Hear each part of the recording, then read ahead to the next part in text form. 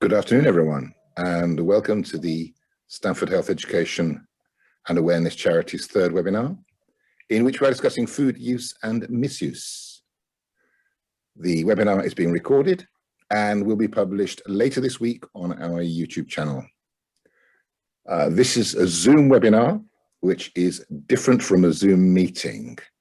So the presenters cannot see or hear any of you, the attendees, but you can ask questions using the Q&A button at the bottom of the screen. Please don't ask questions using the chat function. We may be using the chat function for some interaction later, but please don't ask questions using the chat function. We will answer questions at the end, and the answers to any questions we can't answer here live on the webinar, we will edit them into the recorded version of the session, of the event, which will be published on YouTube, as I say, later on in the week. So, without further ado, I will now hand over to Louise from 1U Lincolnshire. Hello, Louise. Hello, hi everyone. My name is Louise Scott from 1U Lincolnshire, the Integrated Healthy Lifestyle Service within Lincolnshire. So my role is as an adult weight management practitioner across the whole of Lincolnshire. There was meant to be Steph here today, but unfortunately she's not here, so I'm just going to roll by myself and see how it goes. So yeah, there'll be a little bit of sort of interaction as we go along. So what we're going to be looking at today is the importance of a healthy lifestyle, a little bit about sugar, a little bit about portion sizes, food and mood, healthy habits, and then a little bit about 1U Lincolnshire and what we kind of do as a service and what we might be able to offer you.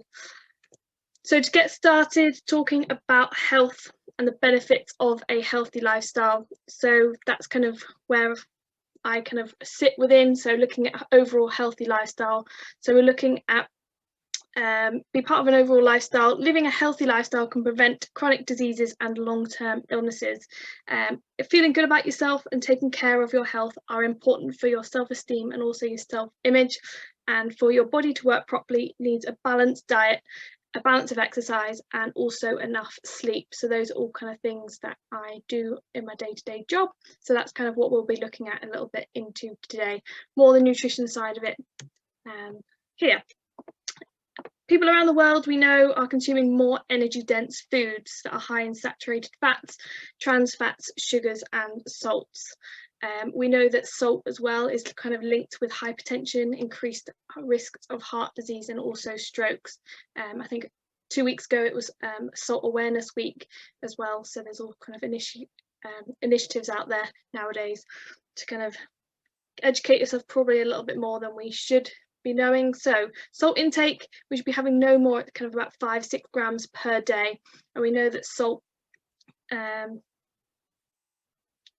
the reason for having less than that is, I guess, linked to blood pressure as well, risks of heart disease, strokes, and heart disease as well. The principal benefit of lowering salt intake is a corresponding reduction in high blood pressure. So if you have high blood pressures yourselves, think about kind of your salt intake and your overall diet as you go along. So the first topic that I have been guided to deliver today was sugars. So again, we're going to give it a go, apparently, about how we're going to do this. So have a think about, where do we find sugars? So we find sugars in all types of food, the impact of eating too much sugar, the effect of sugar on our blood sugar levels, and also how much should we, or maximum should we be having a day. I'm going to throw this out to Richard and Keith. Are we chat boxing the answers here? So where do we find sugar? So yeah, Keith's nodding his head. So if you guys know where we find sugar, what types of foods we find sugar, what types of sugar we have, put them in the chat box. Can't see any come through. And that's for everyone to participate if you can use the chat function.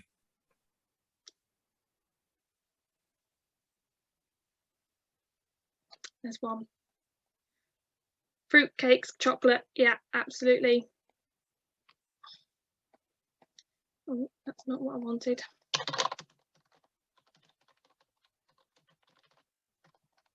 Chocolate. Absolutely. Any other ideas of where we find sugars? Skimmed milk, surprisingly, yeah. Milk, juices.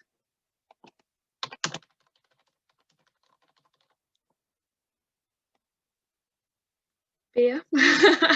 Richard. Yeah. Tin foods, fruits, bananas, potatoes. Yeah. Yeah, most vegetables. Yeah, good ideas. Yeah, all those things. So fruits, vegetables, potatoes, milks, juices, all the sweet treats as well. Yeah, absolutely. Anyone know the different types of sugars we have then? So all of those have different types of sugars in. There's two main types of sugar. Anyone know? Fructose and glucose.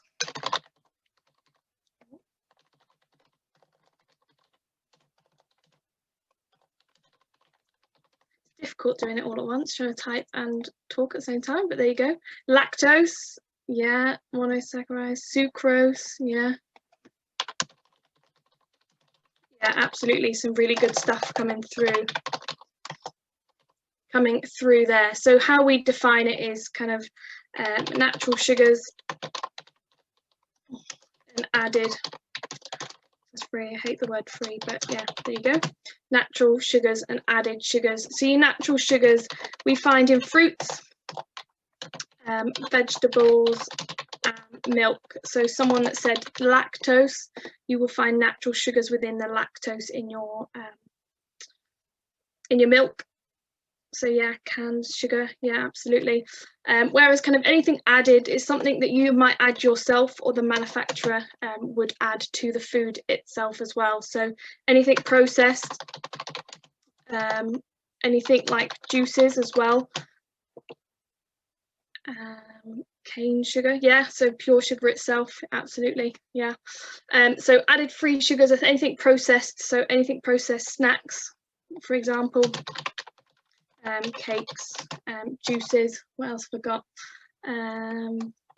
Juices is a bit of a funny one because once you blend down the fruits themselves in a blender, you actually release the sugars from the cell, and it actually is a sugar that you need to be a little bit more aware of. Although the sugars are kind of coming naturally from the fruits, you've kind of got rid of the fiber in the process, and it becomes easily accessible in the bloodstream, the sugar itself within the fruits, rather than digesting the fruits. Sounds a bit bizarre, but yeah, once you blend things, it becomes slightly less fibrous, less filling, and can be kind of easier to drink and a quicker source of sugar into the bloodstream than a whole fruit itself. These are all really good ideas. Definitely things that have, most things have sugar in, almost anything that says no added sugar. Yeah, pretty much, absolutely. Most things have fats, sugars and salts in anyway.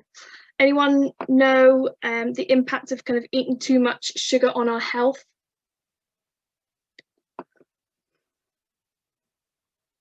Any ideas? Impact of eating too much sugar on our health? Diabetes, yeah.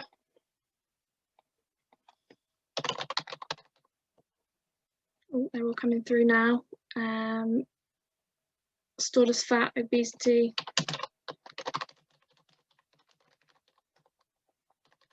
So yeah, weight gain. What else have I got? Hyperactive, yeah. Liver damage, possibly, yeah. Other ones that I've got is kind of extra calories, maybe, that the body doesn't need.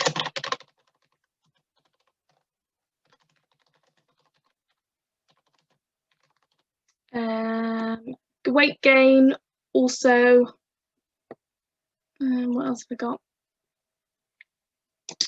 Increase in blood sugar levels, I suppose, if you eat something sugary. Your blood sugar levels will rise. And also they're not, some foods that are high in fat and high in sugar, such as kind of cakes, chocolates and biscuits and things like that, aren't necessarily part of a healthy diet as such. They kind of sit on outside of the Eat Well guide. So although they're nice, it's kind of little treats every now and again, they don't serve a nutritional purpose, such as your fruit and veg that provide you with vitamins and minerals there. Anyone know how much sugar we are allowed a day then? So we know there's two types of sugar, natural sugars and added sugars. We know that it can have an impact on our health if we have too much. So ultimately, how much should we be having? Anyone know? It would be in grams. So I guess in grams of sugar. 15, 120. Canned drinks and cola. Yeah, fizzy drinks was another one. That fits in kind of your added sugars, I suppose. So most fizzy drinks are just added sugars there. So yeah, it would be one of the ones. So a few guesses, 10 grams, 15 grams, 120. Okay, some good guesses. It's a bit higher than that. So when we look at sugar content, overall, we're looking for 90 grams between natural and added sugars. One thing to note with that one is things like your fruits and vegetables, we don't necessarily know how much sugar is in those ones. So it's really looking at the added sugars. So anything that's processed, cakes, biscuits, juices. Honey is another one, although honey is natural. It's counted as one of those sugars that you need to be aware of. So it's no more than 30 grams coming from anything added. And that's equivalent to 7 sugar cubes. So we ultimately are looking at the 30 grams coming from no more than 7 sugar cubes coming from anything processed, snacks, cakes and biscuits. How do people feel about that one? Next question is, do we think that that is a lot of sugar or not a lot of sugar? Seeing as some of you are guessing 10, 15.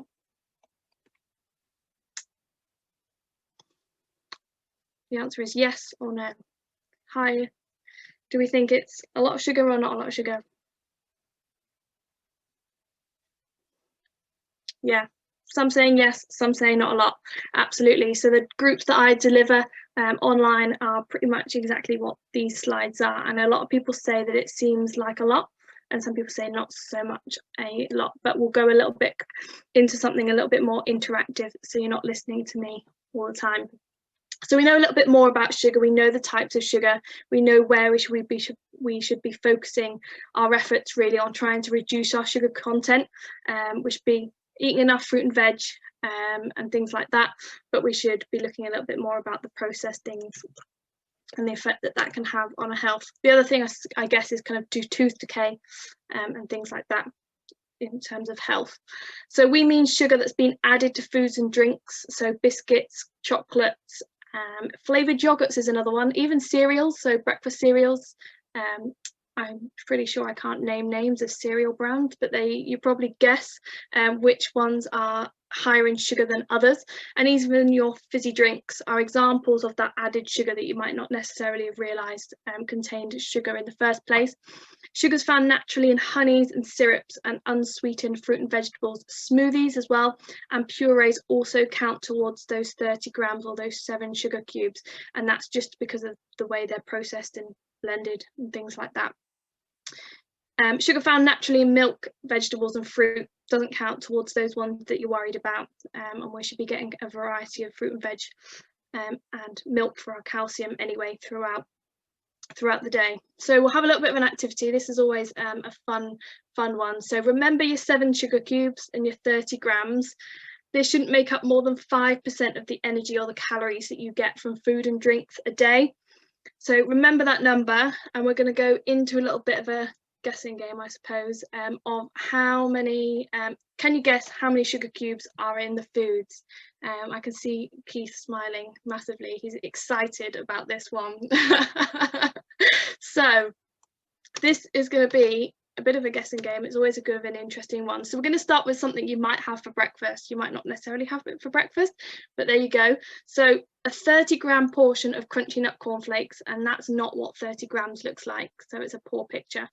So 30 grams is probably a few flakes, if that, versus 2 Weetabix. So starting off with the crunchy nut cornflakes, how many cubes of sugar? So we know we're only allowed 7 coming from anything added a day.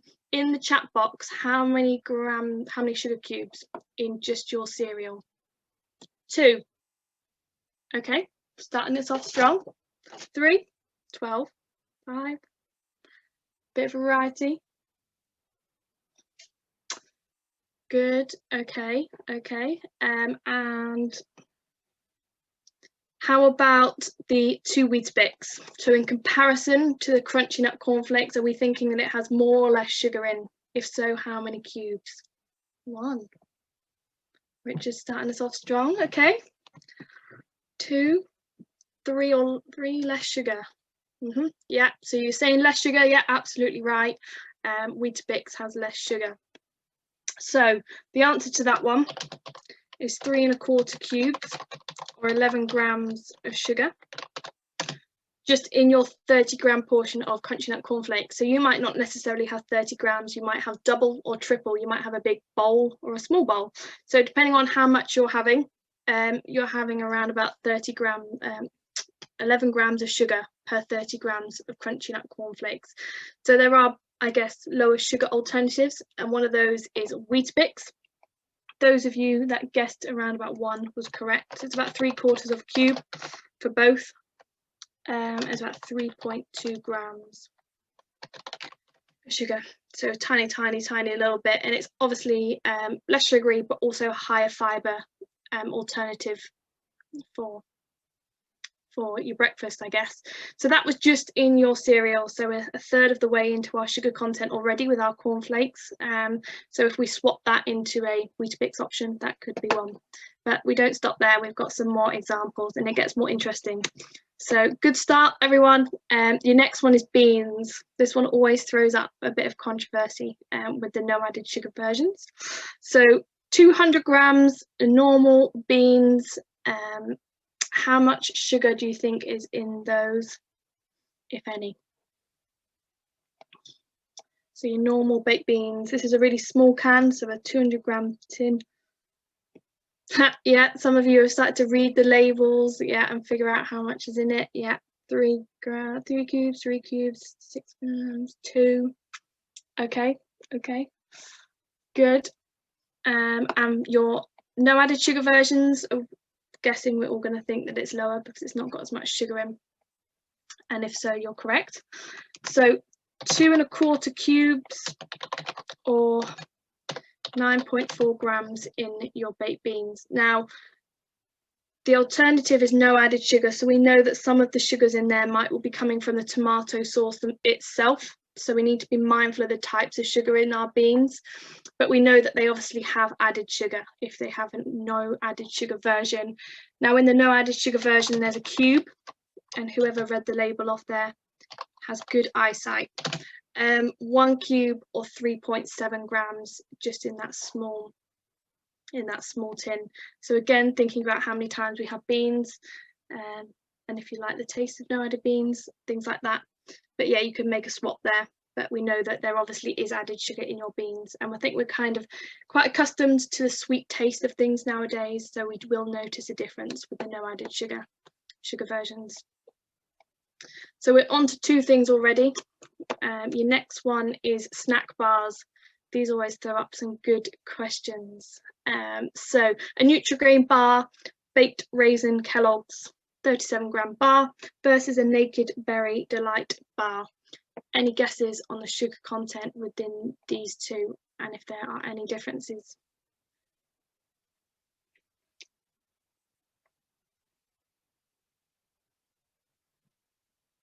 Any guesses? Everyone's gone quiet. 3 cubes in both. Nice. Yeah. Okay. Any other guesses? No. Both full of dried fruits, so not added sugars. Yeah. So we're getting to start to think about where the sugar's coming from. Absolutely. So with your Nutri-Grain bar, it kind of looks slightly healthy, I suppose. There is actually 4.5 cubes of sugar, and although there is baked raisins in there, there's definitely added sugar in there as well. So just be aware of that one. So that goes to 18 grams of sugar, and most of that is added, although it has a few raisins in to make it look healthy. Just be aware that that's mostly added. In comparison to that one, someone said that they were both similar. They were indeed.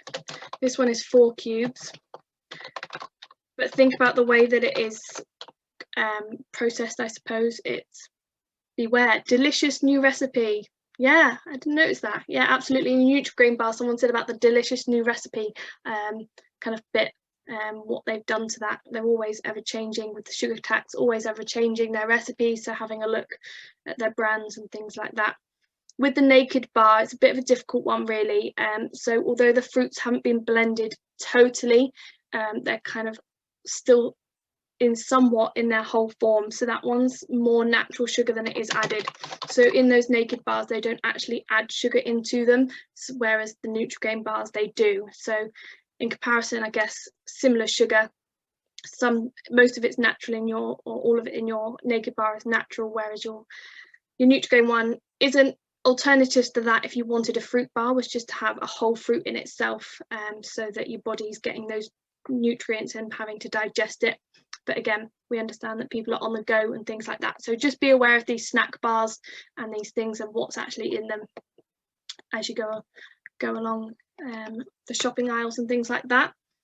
Again, thinking about where the sugars are coming from. So a yogurt, so we know that yogurts have natural sugars in them, that's the lactose themselves, but think about what they've done with the strawberries and what they've done to them. How many cubes of sugar would be in a strawberry Muller corner? Any guesses?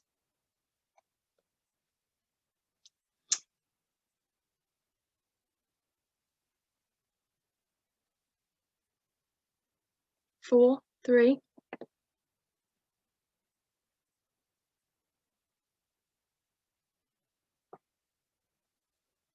Three. Good question. I'll read it out in a second. Yep, 4, 3. Okay, good guesses there with your so whoever said 4. So 4 cubes, 16.6 grams of sugar. Again, it's quite a sweet yogurt and Muller corner, because they've pureed the strawberries down into a pulp, I suppose. They've got rid of the fibre, and it's more of a released sugar than a strawberry itself in its whole form. Any guesses on the natural sugar one then? So is there going to be any sugar in there? Yes, because of the lactose. Any ideas how much? 1, 1.5. Yeah, 1.25. 1.25 cubes on there. I'm trying to find out 5.4 grams with that one. So per 100 grams, so that pot is per 100 grams. Per 100 grams in any yogurt, you'd usually find about 5 grams of natural sugar from lactose itself.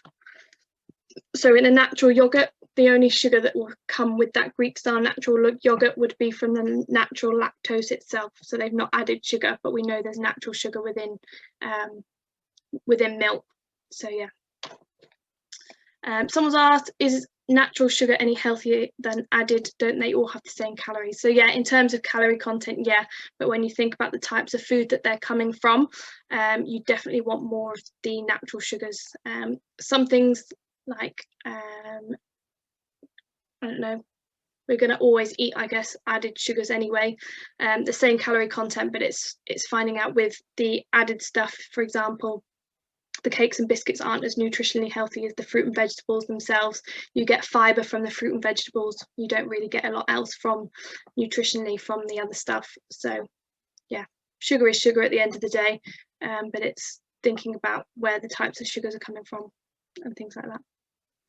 Hopefully that's answered it. But yeah, thinking about all those things and what changes and things like that. Haven't added them up as I've gone along, but I'm probably sure we're getting close to the 30 grams of added sugar within our diet throughout the day. Next one is jarred sauces. So I don't know if anyone here uses jarred sauces. They're always an interesting one. So a 500 gram jar of Dolmio sauce, and they now do no added sugar versions, which is good of them. So we know there's sugar in there. Any guesses on sugar cubes in a Dolmio sauce? 5. Good guess. Any advances on 5, more or less? We're sticking with 5. Okay, interesting. 5, the answer is 6 3/4. 6 3/4 cubes, or 27 grams, just in your Dolmio sauce. So again, that might feed a few people if you're doing a family meal. A lot of it's coming from the tomatoes, but yeah, there is added sugar if you look on the ingredients list there. So if we went into a no added sugar version, your answer for that one is 4 cubes. So they're obviously adding 2 3/4 cubes of sugar itself, just into their bolognese sauce. So I don't know if anyone's tried the no added sugar versions, but it can be there. Yeah, absolutely. So worth remembering that sugar counts shared between several people. Yeah, so when I said it's a large jar, it might serve several people. That's definitely true. So you might be having kind of 4 people served there, you'd be having a cube each, but it would be worth that swap when you think about what else you're having throughout the day. So yeah, it's just a little bit of interesting things. So yeah, go for those no added sugar versions where you can. It's a good one. This one's always an interesting one, and people think, well, why have you put that one in there? Because there's no sugar in crisps, but then they soon realise there is. So we know that Walker's ready salted crisps versus baked versions. Any guesses, if any, sugar is in Walker's, if any of you have ever had a look at crisps? Any guesses on a normal version versus a baked version?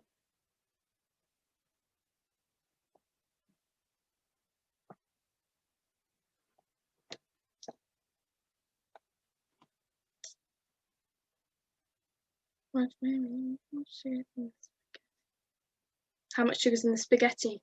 Good question. I can't tell you that off the top of my head, but it'd be worth just looking at your food packaging, whatever type of spaghetti, pastas and things like that you get. Normal 1 cube, baked 1/2 cube. Interesting. So we think the normal one has more sugar than the baked version. Interesting. So got lots of buttons. So your ready salted version has 0.1 grams and pretty much nothing, whereas your baked version has 1/2 cube, 1/2 cube and 2.2 grams. So your baked version has more sugar in than your alternative normal version. However, you have to think about what they've done there. So they've reduced the fat content and they've replaced it with sugar. So you see that a lot in foods nowadays. That surprises me. Yeah, absolutely. So when you look at any type of reduced fat food, more than likely they've actually increased the sugar content, and that's to do with texture and to do with taste really as well. So that one with the baked version, they've reduced the fat by 50%, but they've had to add something into it. So it's similar with yogurts and all sorts of things like that. Any kind of reduced fat product, 0% fat product, just have a look at the sugar content, because that's what they do. They replace it there. But it's not the first example to use. But yeah, I do think that one always surprises people. Obviously your baked version is lower in calories, so people say to me, obviously weight management side of it, which one's better? Well, at the end of the day, they're crisps. So alternatively, they're not providing us with any good nutrition, but crisps are okay to have every so often. So if you kind of want either or, that's fine. But yeah, there's no better option there, I suppose, because one has higher fat and one has higher sugar. So it's just going with not eating them too many times. Everything in moderation is what we say. It's not to say you can't have it. Your next one, sweet and sour sauce. So we've got gauged an idea really of in the Dolmio sauce. We're going to mix it up a little bit and go for sweet and sour sauce versus sweet and sour no added sugar sauce. Any guesses on the sugar cubes? Now this one might surprise you. Anyone eat sweet and sour sauce?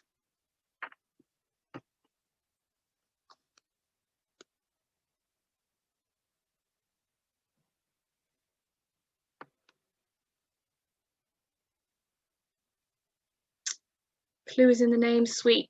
Absolutely, I always get that one. Yeah, sweet and sour sauce. Absolutely.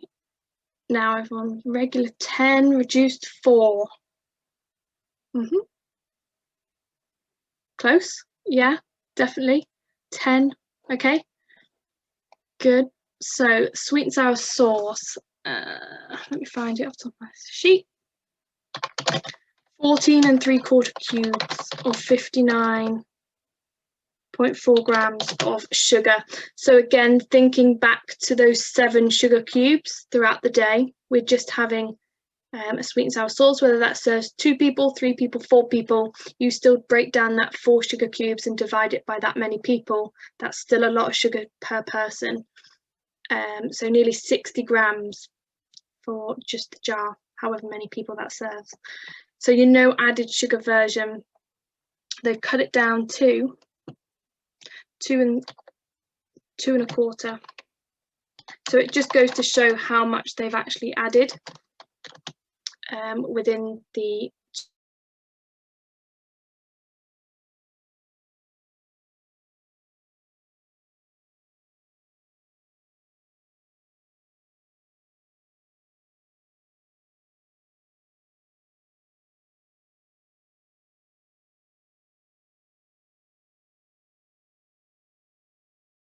passata and different herbs and spices to kind of get that flavour in there without the sugar content. So just thinking about maybe making your own if you can. Sweet and sour is a little bit more tricky. Some of my groups have got their own sauce recipes, but I've never tried it myself. How much fat is added to it? Good question. Yeah, so when you've taken the sugar out of it, they might have put fat in it. From the side of that no added sugar one, it looks like it's green on the food label, so I don't think there'll be a lot of fat necessarily, but there might be other things added to it. But next time you go shopping, definitely it's worth maybe comparing maybe 2 brands as well. Sometimes branded things can be particularly high in fats and sugars compared to unbranded things. Stevia, yeah, so stevia is sweeteners. There's lots of questions. Lots of different questions about fats, aspartame as well, so sweeteners and things like that. You're keeping me on my toes this afternoon, definitely. So stevia, yeah, you could use as a sweetener. It's kind of a naturally occurring sweetener. Some people like sweeteners and some people don't. There's no thing. I always say kind of if you can make the swap, then do it. It's better than having overly loads of sugar, but yeah, making a swap. Hydrogenated fats, those are ones usually found in kind of processed kind of takeaways and things like that, and stuff like that. And can you find it still contain aspartame? Not that I'm aware of. Things like that are usually in the fizzy drinks, but I'm no complete expert, so we'll go a little bit more into fizzy drinks in a minute, and we talk about the sugar sweetener debate, and that's always one there. Someone always brings up the sugar sweetener debate on there. Your next one, I think we're nearly done. Yeah, it is actually a few drinks. So I always say that although we're quite focused on the sugar content that comes from the foods that we eat, we sometimes forget about the sugar content within the drinks that we have, and all of that counts throughout the day. And obviously we say water is the best way of staying hydrated, but there are times where we have orange juices and smoothies and things like that, and that's fine. It's just being aware of that as we go along. So similar kind of thing. I always think this one, Innocent One's quite funny because it's got a little halo on it and it says energize, and it's again promoted as being quite innocent and healthy. Any guesses on the sugar content? Obviously we have blended this down and lost a lot of the fibre in the process. Any guesses on how much sugar? 8. Okay, 8, starting us off strong. 80 grams. Good guesses. Oh, there's another one. Yeah, absolutely. So I think you guys kind of are getting the idea here. With your Innocent smoothie, it's 8 3/4 cubes or 35 grams. So again, fruit juices and smoothies count towards those 30 grams per day. So if you were to have an Innocent smoothie, just being aware that you'd be over your sugar content without foods. We always say kind of 150 ml of fruit juices a day is kind of that recommendation. So fruit Juices and things like that are full of vitamins and minerals, we know that, but again, it's just not having too much of it. So about 150 ml, so half of that would be kind of okay to get your vitamins and minerals, but again, not having too much there. Fruit juice, or orange juice, I guess. Orange juice has 5.5 cubes, or 21.9 grams, and then your Coca-Cola has 13.5 cubes, or 54 grams of sugar. Now we know that that is full of complete added sugar, that Coca-Cola. What's interesting to note as well, that 500 ml bottle actually contains 2 servings. So not that I know anyone that picks up a bottle of Coke, drinks half of it and puts it down. It's kind of one of those things you have at once, but yeah, it is 2 servings within that one, just thinking of the added sugar content. Not to mention tooth rotting acid, absolutely.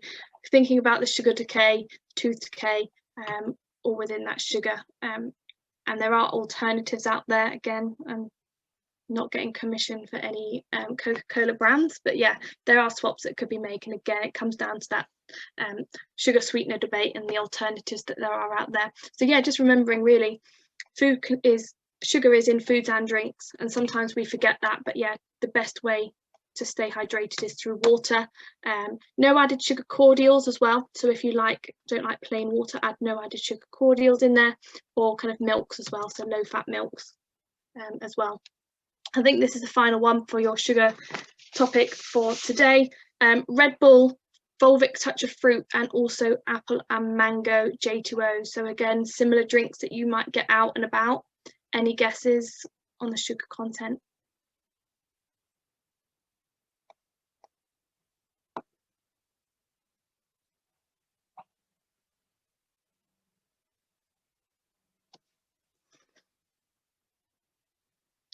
Any guesses? Everyone's gone quiet. Everyone's waiting for the answer. 15 cubes, okay? Yeah, definitely. It's that energy drink, isn't it? It's going to give you a lot of energy. You're going to think there's lots of sugar in that. So your Red Bull, for your 335 ml Red Bull, you have 9.5 cubes and 38.5 grams of sugar. So that instant sugar rush, I suppose, that's kind of the purpose of it, and things like that. Volvic Touch of Fruit always throws one in the mix. 4.5 cubes of sugar and 17.1 grams. And I think a lot of people get caught out by that one because people think, well, it's just fruity water. It is, and it says low sugar on there, I suppose, due to the size of the bottle, 750 ml. If they put that down into a lower amount, or per 100 grams, it might be low in sugar. But yeah, lemon and lime, just be aware of those fruity waters, they count towards that sugar content. Best thing to do is, if you've got a water bottle, is to put kind of fresh lemon and lime and things like that in it. I've heard cucumbers, a good one. But yeah, just be aware of that one. J2Os, 3.25 cubes, or 13 grams. So that's just in that 275 ml. So whether you're having 1 or 2, just being aware that 7 is our overall maximum intake from anything like that through foods and drinks a day. Anyone surprised by any of those? Foods, drinks, things like that? Anyone surprised? What are people saying? Do you happen to know about sugar-free Red Bull? Good question. So for sugar-free Red Bull, absolutely no idea because I haven't looked into it, but I'm guessing it would be the sweetener debates. They would have put artificial sweeteners in it. Same with Diet Cokes and things like that. They'll all be artificial sweeteners in there. But again, thinking about the nutritional content of those types of things, again, hopefully Red Bull isn't something that's an everyday thing. It doesn't provide much nutritional value to our diet. But yeah, I can't say not to have them at all. But yeah, definitely worth having a look at. Sugar-free things are becoming more and more apparent and getting more attention nowadays because of the sugar tax. So do try and have a look at the food labels the next time you're out. All the information you'd find is on the back of the packet or on the front, and it would be kind of which sugars, so you could easily find that information and compare it to that 30 grams coming from added per day. Some things to note as well, I know a lot of you at the start mentioned a few of these, so sneaky sugars, so it's really important if you want to know if it's got added sugar in it, is to look at the ingredients list. So if you find the word that has anything that ends in OSE, so lactose, maltose, fructose, sucrose, dextrose, those all mean sugar, as well as things that have syrup on the end, treacle, fruit juice, high fructose corn syrup. All those things like that are words for sugar, so they're trying to probably catch you out, the manufacturers there, so just be aware. All those words mean sugar, it doesn't have to necessarily say sugar itself. We always kind of talk about those ways of reducing sugar in the foods that we eat, so unsweetened whole grain breakfast cereals, so anything that's not frosted, so or coated in chocolate or honey are the better alternatives, so kind of sugar puffs and things like that are coated in stuff, and anything like that, sugary cereal, always try and make a swap there if you can. If you find it quite bland, best thing to do is add some fruit on the top, that will add kind of some sweetness to it. So the Weetabix, for example, will add some sweetness to it, but it will also contribute to your 5 a day, as well as being natural sugars and nutrition in there. Checking your food labels on the go, looking for low or reduced sugar versions. There's loads of options out there.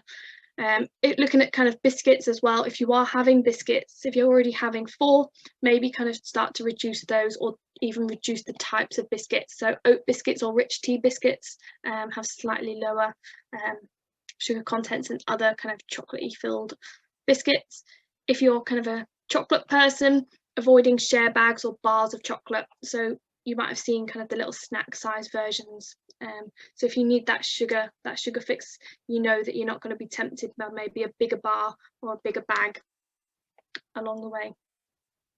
Yeah, sweetening your cereals with sultanas or raisins is a really good idea. Just be aware of how many raisins or sultanas, but yeah, absolutely, there's a good alternative for your 5 a day there, adding it there.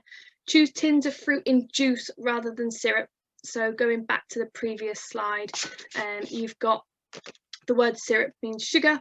So if you can get the fruits in juices, so I know someone said about tinned things, just try and get them in their own juices, or if it is in syrup, just drain that off, and maybe just give them a wash first. Cereal bars are a massive one for sugar. Make your own homemade flapjacks and things like that, or swapping to plain currant buns or malt loaves. So there's loads of different ways of reducing sugar, and it's a massive thing out there nowadays, that we should be probably reducing our sugar content, and there's easy ways to do it, and we know the effects that can have on our health in the long term. So there you go, there's your first topic.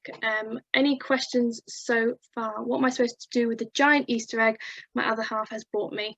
Yeah, absolutely. So have a think about the Easter egg. Don't not have the Easter egg, but I suppose if you want a bit, kind of everything in moderation, I suppose. So maybe you could break that up and put them into like little bags and kind of have a certain amount every day or things like that, rather than having it all in one go.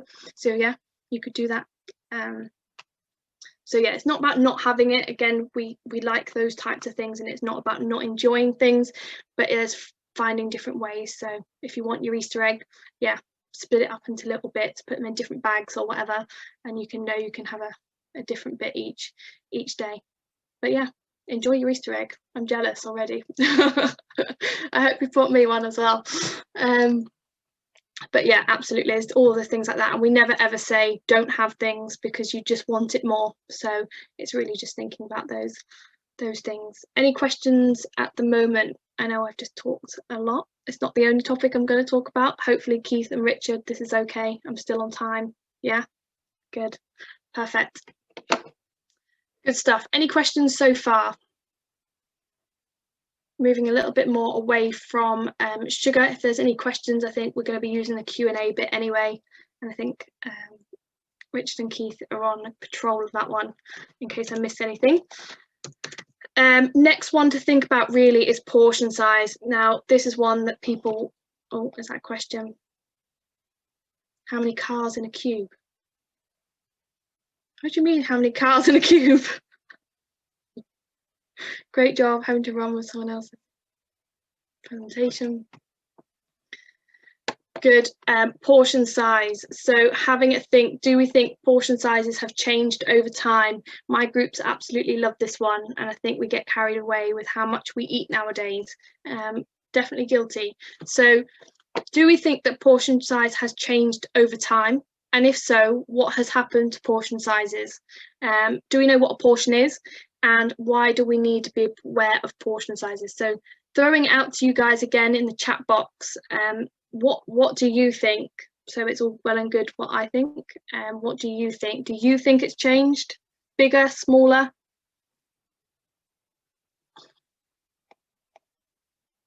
Absolutely, says someone. Yeah, okay. Do we think they've got bigger or smaller over time? No. Carbs, yeah, raisins soaked in apple juices and yogurts. There you go. Yeah. So we know that they've probably got bigger, especially on holiday. Fair enough. Bigger supermarkets provide bigger portions, fast foods get bigger and bigger. Yeah, totally agree with all of those things. Everything seems to have got bigger over time. We're a little bit maybe unaware of portion size. And then I see people say, well, I eat the same that I did years and years ago, and I just seem to be gaining weight now. Well, that's probably because the portion size of the things that you're having are bigger. Buy one, get one free do not help. Absolutely agree.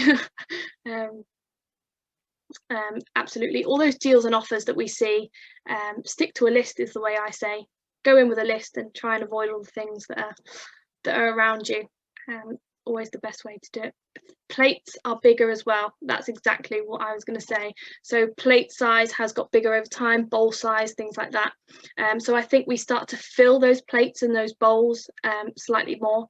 It's like going to an all you can eat, where you see people like mounting the plates up high, and it's like, well, what bit's going to fall off first? Because you want to get your money's worth, I suppose. So it's all those types of things there. So I've got a little bit of a visual about the history of portion sizes. So if we think about 20 years ago, simple things that you might eat, whether that's like your spaghetti bolognese or even your coffees and things like that, have got more calories in them than they would have 20 years ago. So simple spaghetti bolognese 20 years ago might have had 500 calories in, but now it's probably double with over 1,000 in. And that's probably because the plate size has got bigger. Is there any evidence that portion size of cheaper foods have increased, whilst portion sizes for expensive foods have declined? I have no idea. Probably the branded stuff, isn't it? Like the Toblerones and things like that. They get more expensive, but they get smaller. I'm not sure. I'll have to let you know. Not that I know of. Sausage and mash used to be 2 sausages. Now if you get it in a pub, it's 4. Yeah, simple things like that. The simple things that you see there. That simply might be things that are out of your control. Like you say, when you go to a restaurant, you just eat what's served. But if you go to different carveries and things like that, there's different size plates, and there's the biggest plate and then the medium plate and then the small plate and things like that. And eyes are quite deceiving. So if we see that that plate is quite empty, we just start to fill it up more. So good ways of thinking about portion sizes is using smaller plates and bowls. For lunches, you could maybe use kind of like the smaller side dishes, so that your eyes aren't deceived to that idea. But even in your coffees and things like that, I think that's a coffee with milk and sugar. But that one, again, I suppose that one, I think that one says syrup in there. So if you go for somewhere branded, then they add a syrup, more calories, more sugar, things like that, that we probably didn't have 20 years ago. And even the muffins and the cookies and all the things that taste nice, those are just a few examples of how things have changed. And we're probably guilty of also not moving as much nowadays. There's lots of things that can be done in front of a computer screen. So getting that balance right, we probably aren't moving as much as we were, but we're probably eating the same than we were 20 years ago. And that's where the issue comes in, really. In carveries or buffets, go to the salad bar first before you go to the savouries. Absolutely, fill that plate with vegetables and things like that.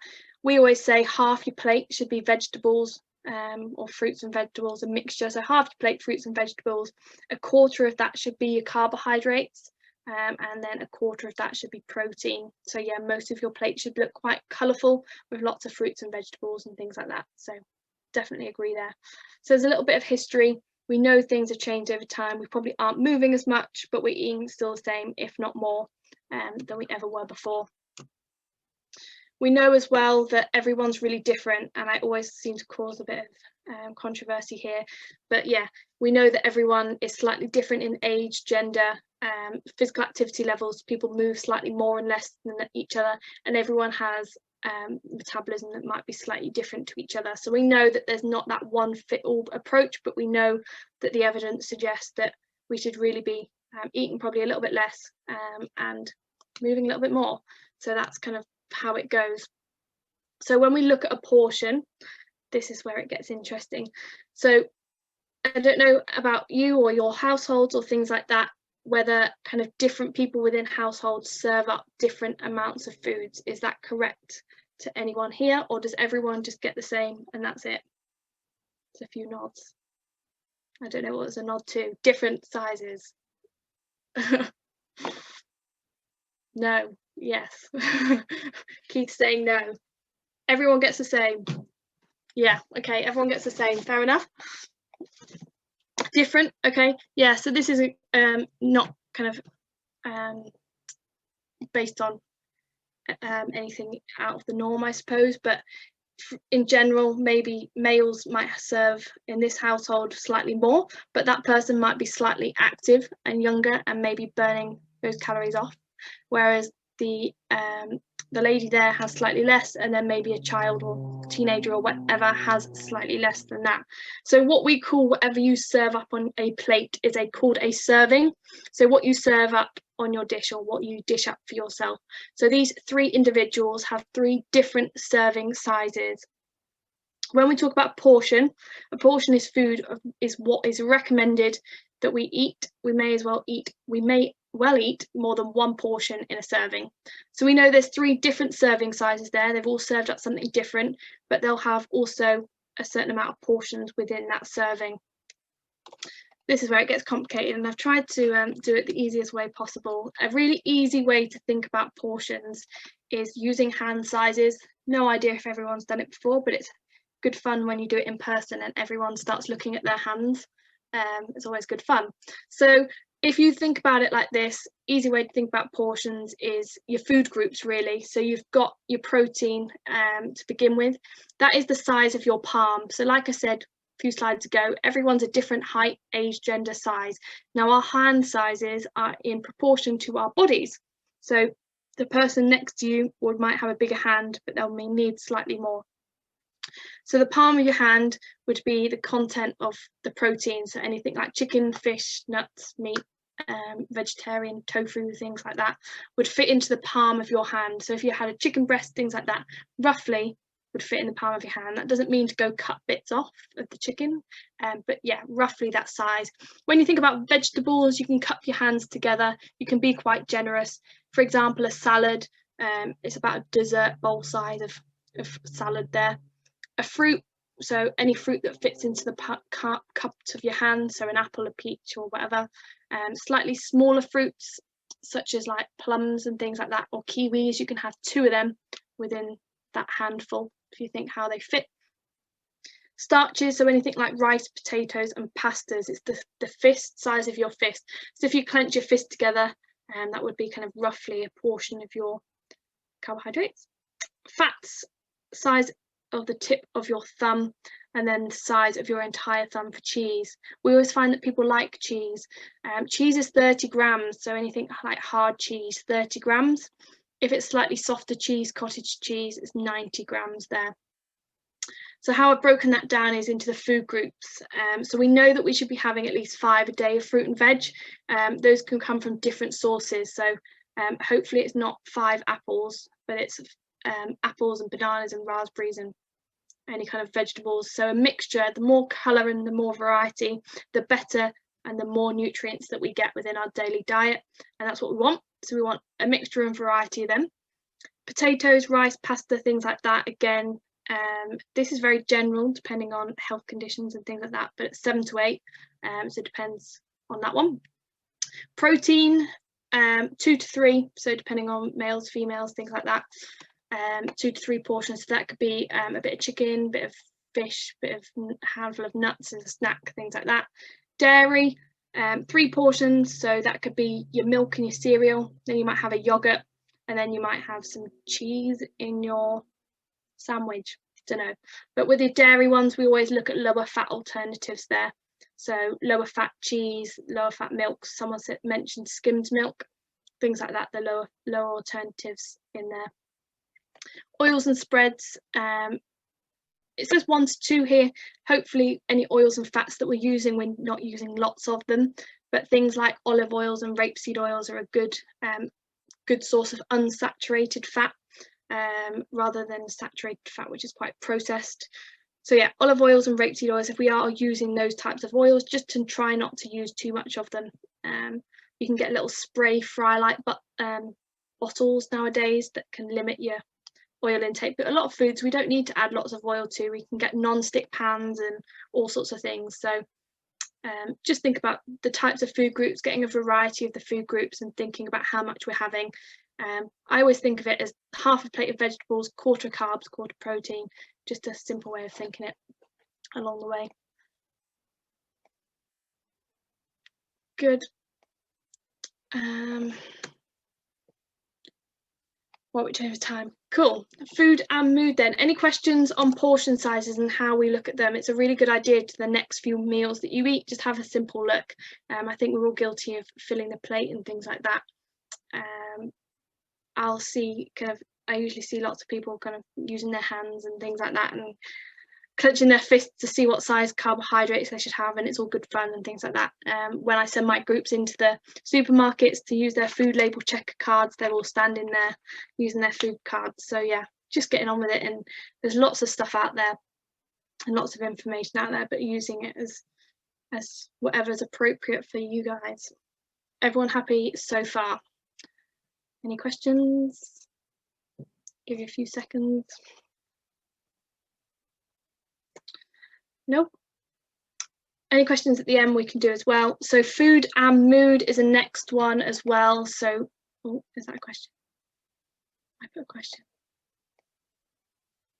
Sorry. So carbs could be 8 fists of rice or 8 baked potatoes. I don't eat anything like that. Should I be?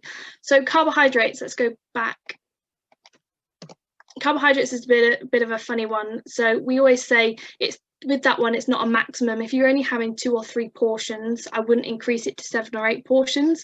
But if you're having 10, 11, 12 portions, that's probably that you're having too many carbohydrates throughout the day. So carbohydrates, the role of the diet really is energy. So we need carbohydrates as a food group. So if you are having breads or rice or pasta or your spaghetti or even your cereals, they're a carbohydrate. I'm sure you'll be getting a source of carbohydrate throughout the day.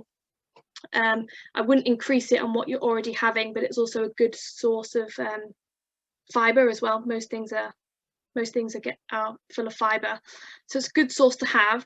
Again, 8 fists of rice, so pretty much, yeah, it could be 8 fists of rice. Hopefully that you're not having 8 fists of rice, but if you, or 8 baked potatoes, it's equivalent to that. But again, it comes down to variety, so having a variety of breads and pastas and rice, and going for whole meal versions as well. So the more fiber something's got in it, the fuller you feel, rather than white kind of breads and things like that. So more fibrous breads and pastas and rices, brown rice, brown pastas if you can. Yes, it's equivalent to 8, I suppose, but if you're only having 2 or 3, I wouldn't increase it. I would really just kind of make sure you're getting a variety of different things. Hopefully that's answered the question anyway, just rambling on, but yeah, that's pretty much how it works.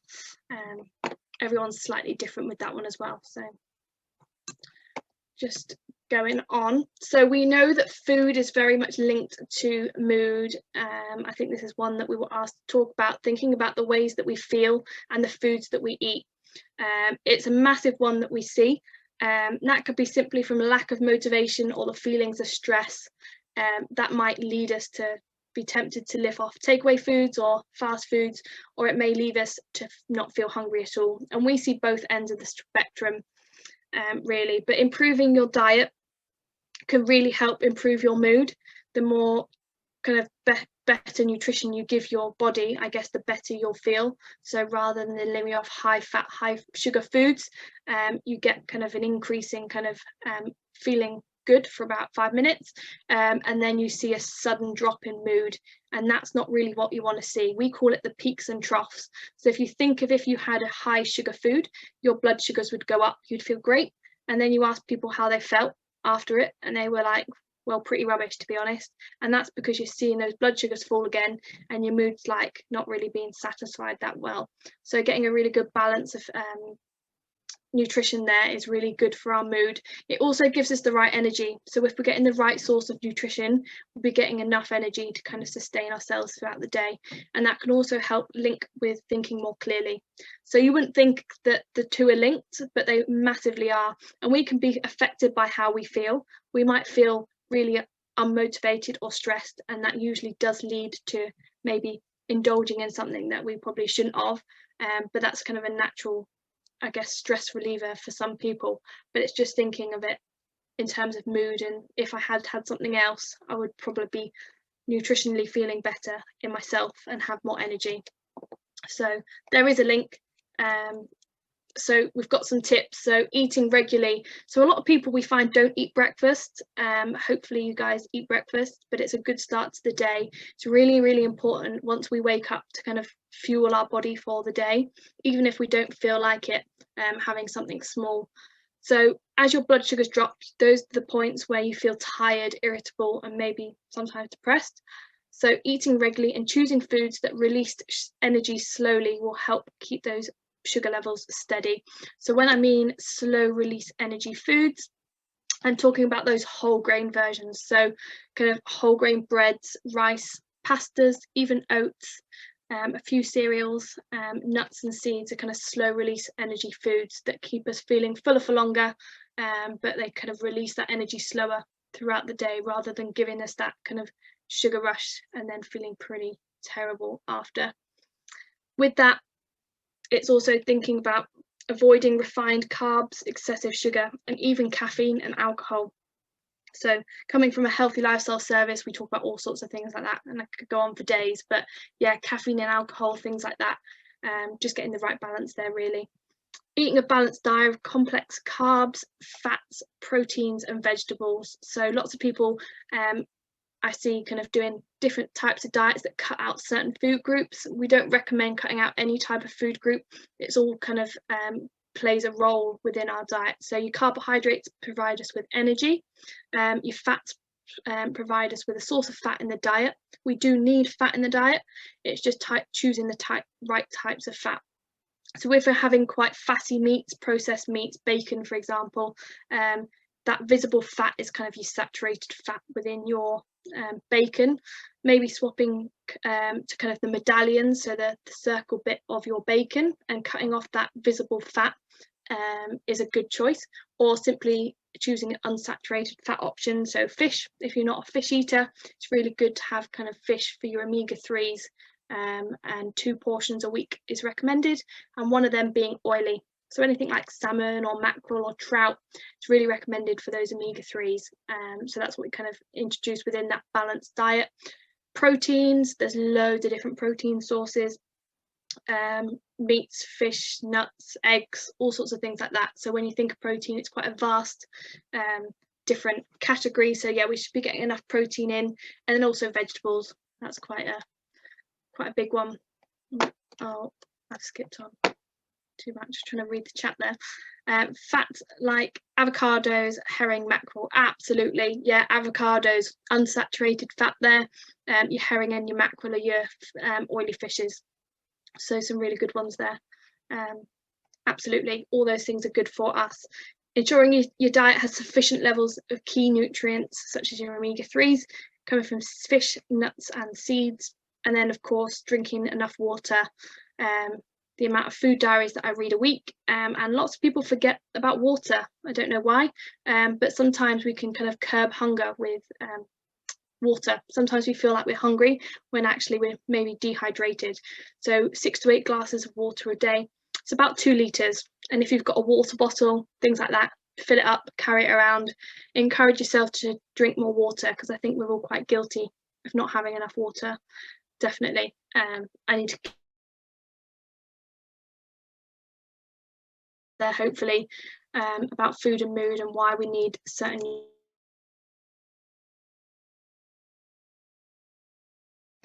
healthy habits and behaviours. This is where someone else was going to jump into it, but I'm just going to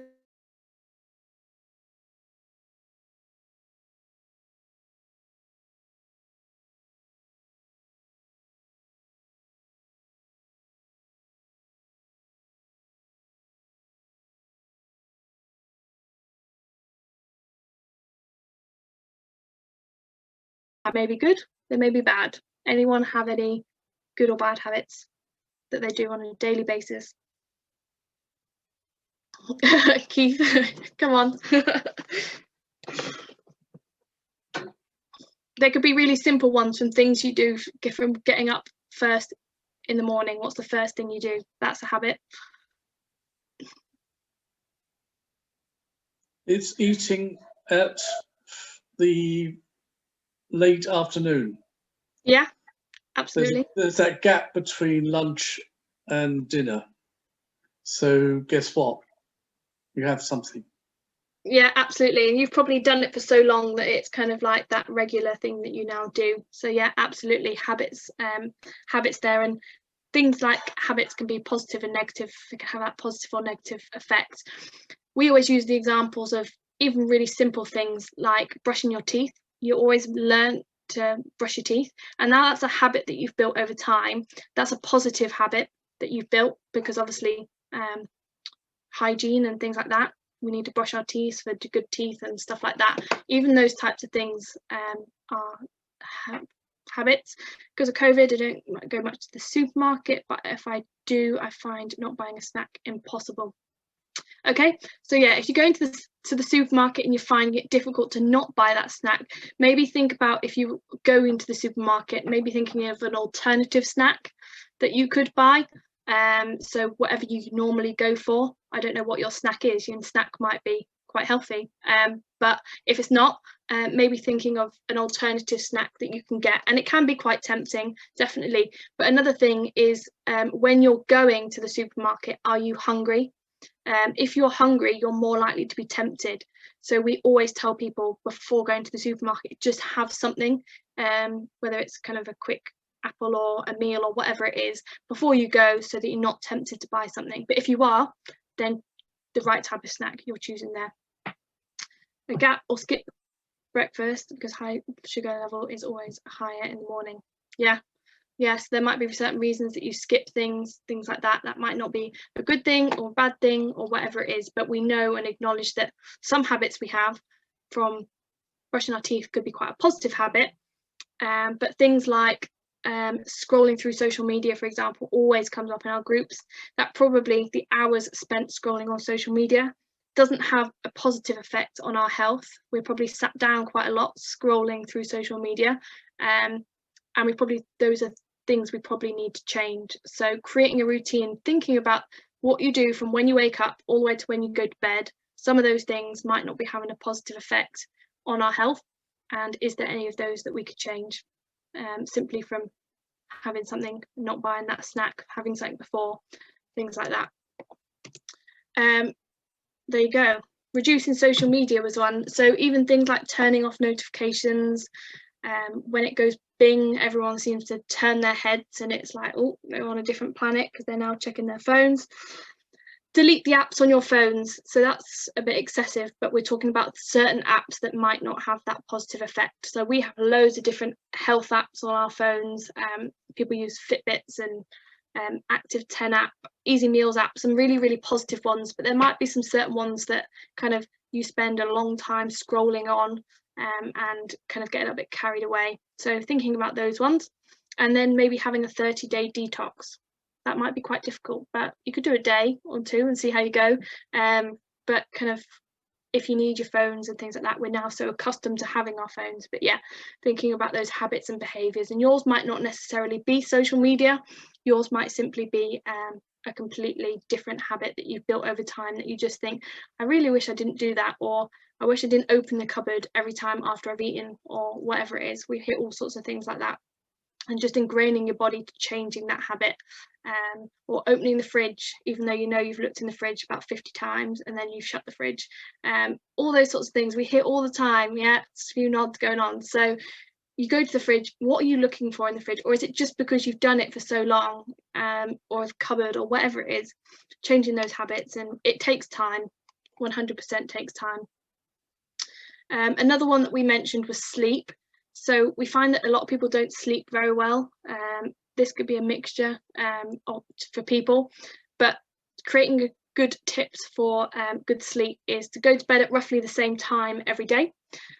Have a warm bath before you go to bed. Herbal teas are a good idea, kind of less caffeine, I suppose, before you go to bed. Finishing your exercise 2 hours before you want to go to sleep. So you release happy hormones or endorphins so they can keep you awake if you don't. Finish eating at least 2 hours before going to bed, and avoid high sugar filled foods towards the end of the day. So yeah, I don't think there's overly that much evidence of when you should eat your meals and things like that. But yeah, giving yourself a break, I suppose, to finish digesting your food before you do try and relax and sleep. Keeping alcohol to a minimum. I don't like the word avoid there. You can have alcohol, but again, it's known to disrupt sleep. So if that's something you are having before you sleep, just be aware of that one. Lighting can also play a part. So using lamps by your bed and screen filters on phones. I think phones nowadays have like blue light and all sorts of things like that, so you can adjust it before you try and sleep. No caffeine after midday. I didn't write this, but yeah, green teas and herbal teas and things like that are good sources of caffeine. Well, there you go. So yeah, decaf teas and coffees are now a thing, so if you want to make some swaps there. Keep the room cool, and if you can't fall asleep, sit in a darkened room, reading or listening to music until you feel tired. So yeah, we do find that poor sleep can really have an effect on healthy habits and healthy behaviours and general healthiness. So if you're not a good sleeper, that really kind of have an effect on healthy diet, weight and things like that. So do be aware of that one. You may never have known the link, but now you do. So there you go. Any questions so far? I'm going to lose my voice in a minute. Any questions?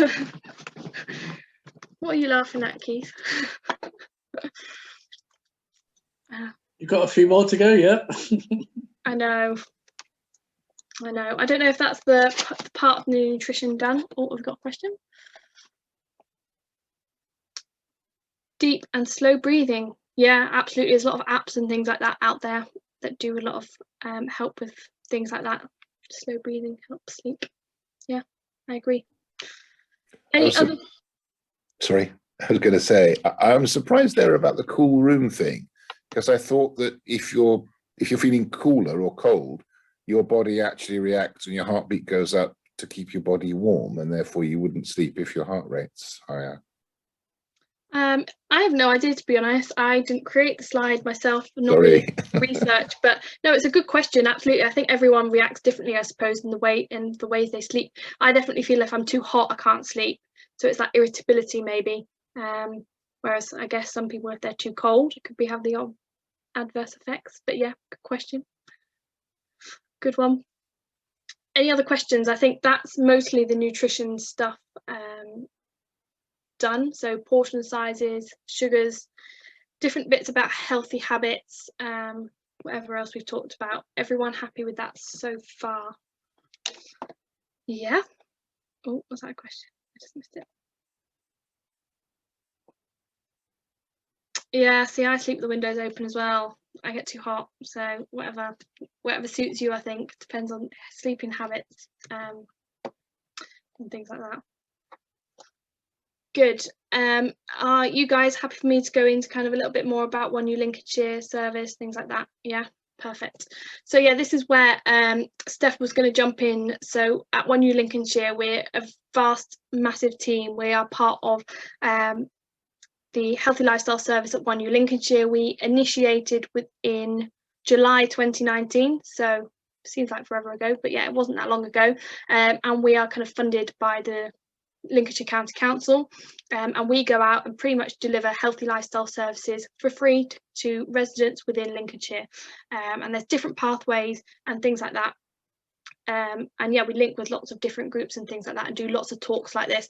So yeah, it was just to bring it all together really about what we do and what you might be able to access, and if you've never heard of us before and things like that. So as One New Lincolnshire, we're part of a wider team. So we're actually employed by Thrive Tribe, which are down in London, and they commission out lots of services such as One New Westminster, East Sussex, Surrey, Thrive Tribe Academies and all sorts of things like that. So there's loads of us within different places across the country delivering lots of different healthy lifestyle services, and One New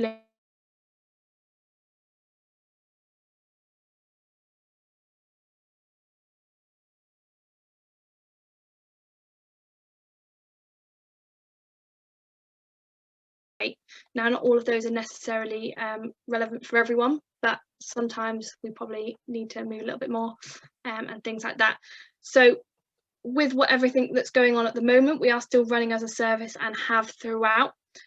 So we are eligible for support with One New Lincolnshire if you are pretty much a Lincolnshire resident or registered with a Lincolnshire GP, and we can help you with kind of anything that's kind of relevant within our pathways.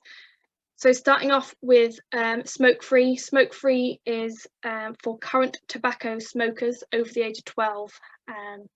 We have 3 options. So there is a 12-week course with a One New Lincolnshire Stop Smoking practitioners. And that includes quit support, any smoking NRT staff and ongoing support.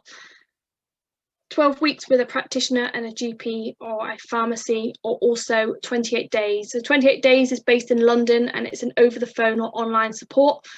You talk to them about kind of smoking habits, things like that, and any kind of nicotine replacement they would then just post out to you, and that's pretty much what's happening at One New Lincolnshire at the moment. So everyone is based at home, everything is over the phone, and you would get your nicotine replacement posted out to you. And yeah, you just have to be a smoker and want to be smoke-free as part of the eligibility for that one. So that one's pretty simple. There's a lot of people that have been successful within One New Lincolnshire and have quit together, individuals, couples, all sorts of things like that, and the positive effects they've had on their health. So yeah, that's good. We're seeing people come through. Move more. I'm sure we could all look to move a little bit more. This is eligible for adults who are doing less than 150 minutes of moderate exercise a week. So that's about 2.5 hours of moderate physical activity a week. 4 different pathways really. It says face-to-face, but it's actually not face-to-face. It's actually on Zoom or on the telephone at the moment, and you get 6 sessions with the physical activity instructor, and they basically set you some exercises to do, and then they come back to you the next week and ask you how you've done. So it's pretty much a one-to-one experience there, understanding benefits of exercise and giving you a plan. Group exercise sessions, where you can create a group on Zoom. They create a group and then you do 45-minute sessions for 6 weeks, and that can be kind of chair-based exercises or standing exercises. So they're good fun. They've been kind of recently launched. Exercise on prescription is a one-to-one supervised session that takes place in the local leisure centres for 12 weeks, and you get a gym pass alongside that one. That one is not currently offered because the gyms aren't open, but yeah, it will be hopefully soon.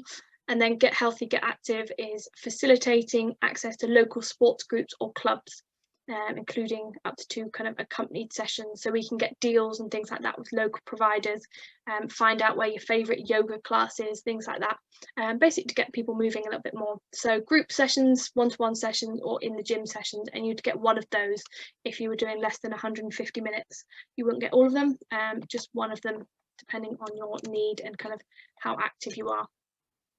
This is some of our clients. These are some of our weight loss clients and some of our physical activity clients, some of the exercises that they do. Very simple exercises that can be done at home with not much equipment.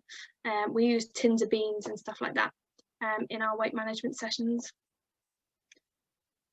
Yeah, So with that one, it's 150 minutes a week. It can be split up into different ways, really. Some people that we see find it very difficult to do kind of 10 minutes a day.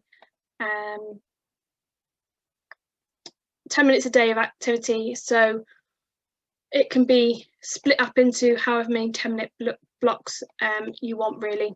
So how you could do 10 minutes one day and then in the morning, and then do 10 minutes in the afternoon, things like that. But it's building that general picture of over 150 minutes, hopefully, is what we're looking for over the week. But yeah, it depends on, some people might be able to walk for half an hour, but I see people who can't even stand up for more than 2 minutes. So you've got to approach the need of the person, I suppose. So there you go. So some seated people, some standing people, but lots of success getting people to move a little bit more and things like that. Lose weight is one of our pathways. It's for people with a BMI of 30 or BAME categories, it's 27.5. Within Lincolnshire or One U Lincolnshire, we deliver weight management courses online. So you get an hour and a half every week for 10 weeks, and then you get a phone call either side. That is an hour of nutrition, pretty much how we delivered it today. And then you get 30 minutes of light activity as well. So we do at-home exercises as a group, encouraging people to move more. When we are face-to-face, there's kind of a leisure centre pass available with the leisure centre as well. So that was a good one. Our Path, you may have heard of it. I think the NHS are quite linked with Our Path. I think it's now called Second Nature. I don't think it's called Our Path, it's called Second Nature. It's an online weight management offering that sends you a health box and online support. So you get some scales sent to you. That links through to your smartphone if you weigh in every week, and then you get a coach online that speaks to you every day and sends you all sorts of things like that to encourage you to lose weight. Read some articles and see how you're getting on. That one's for people that live more in rural areas that can't access a group and would be able to be supported by themselves. So if you're quite motivated and not really bothered about someone checking up on you every 5 minutes, that one would be for you. Man v Fat is a male weight management program. Again, hoping to get them started again. 14-week league program, basically encouraging males to lose a little bit of weight through kind of a bit of competition. So you play football every week and you get weighed every week, and if you lose a pound you win a goal before you even step on the pitch and things like that. So a little bit of a link between what's the actual BMI requirement. So 30 plus for that one. For BME categories it's 27.5 for that one.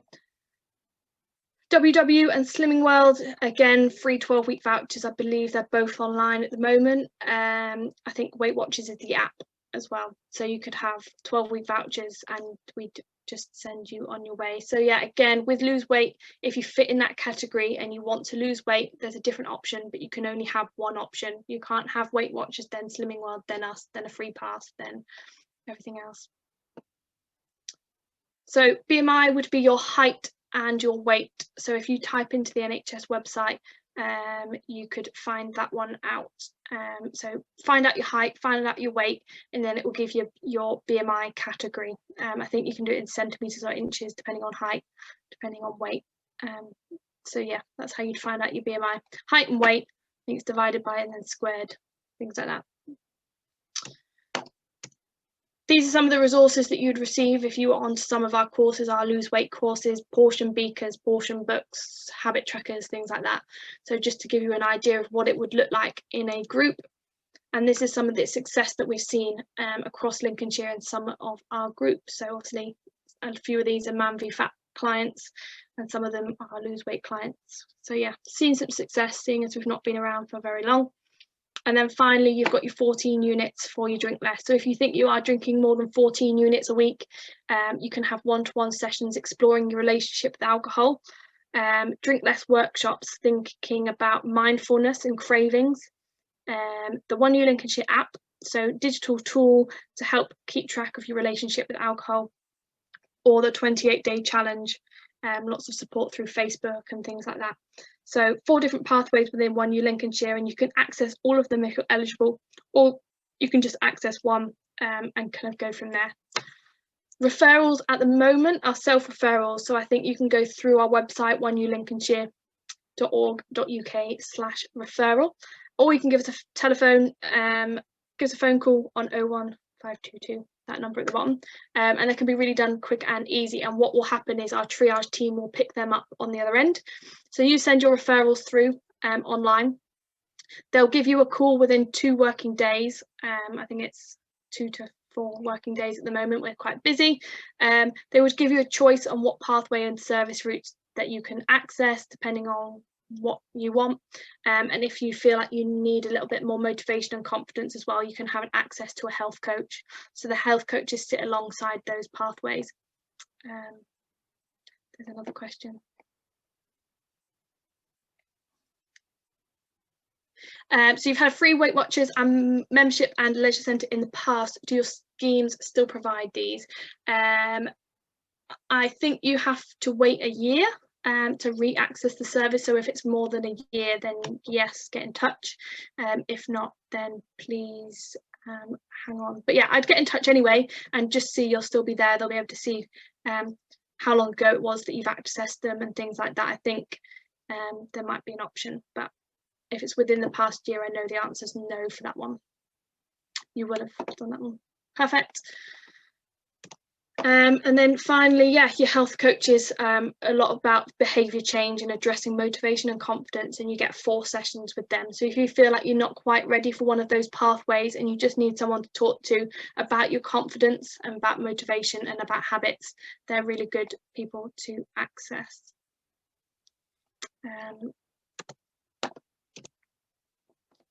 Good. And yeah, I think that's the end of the presentation, and I probably think you guys are glad that it's the end of the presentation.